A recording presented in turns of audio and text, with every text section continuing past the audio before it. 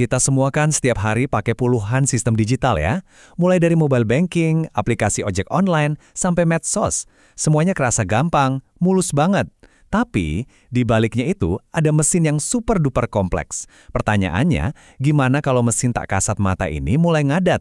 Nah, kali ini kita bakal ngintip cara para ahli menjinakkan kekacauan digital ini.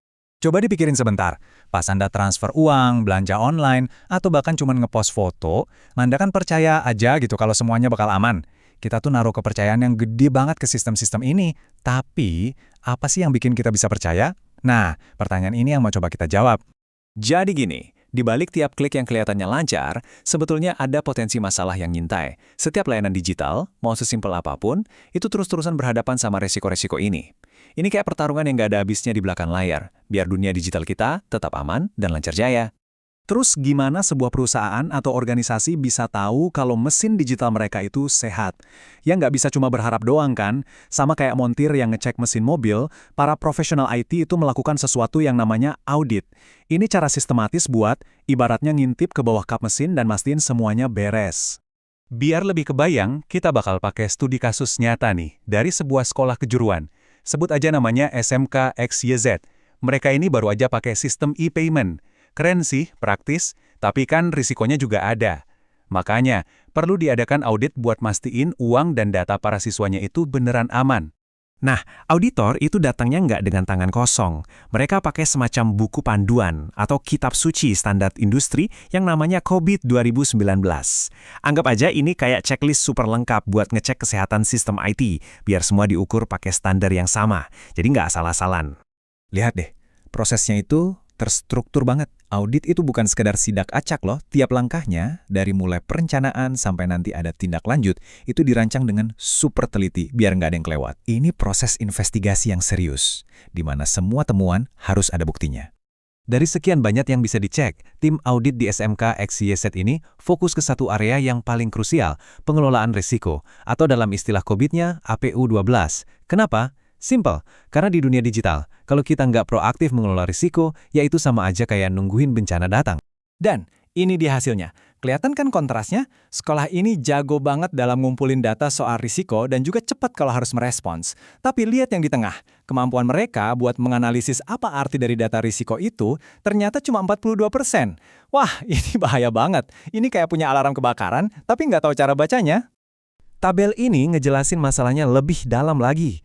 Intinya, ada gap atau kesenjangan yang gede banget antara kondisi sekarang sama level yang seharusnya.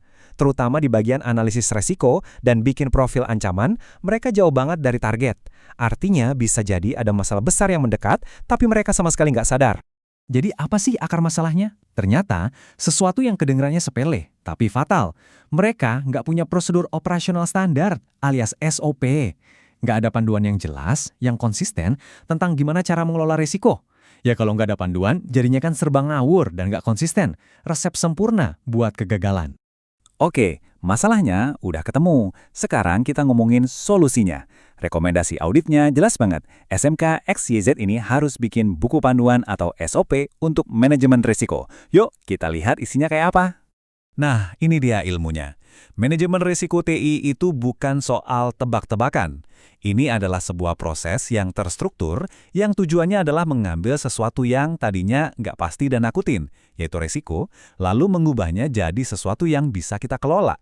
Dan ini dia langkah-langkah yang ada di dalam buku panduan itu. Ini adalah proses standar yang bisa dipakai di mana aja. Dari mulai komunikasi di awal sampai pelaporan di akhir. Setiap langkahnya itu memastikan risiko nggak cuma ketahuan, tapi juga ditangani dan dipantau terus-menerus. Inilah SOP yang hilang dari SMK XYZ. Oke, sekarang coba kita mundur dikit buat lihat gambaran besarnya. COBIT, alat audit yang kita bahas tadi, itu cuma salah satu dari banyak framework atau kerangka kerja. Bayangin aja kayak kotak perkakas. Kan nggak mungkin kita pakai palu buat semua pekerjaan kan?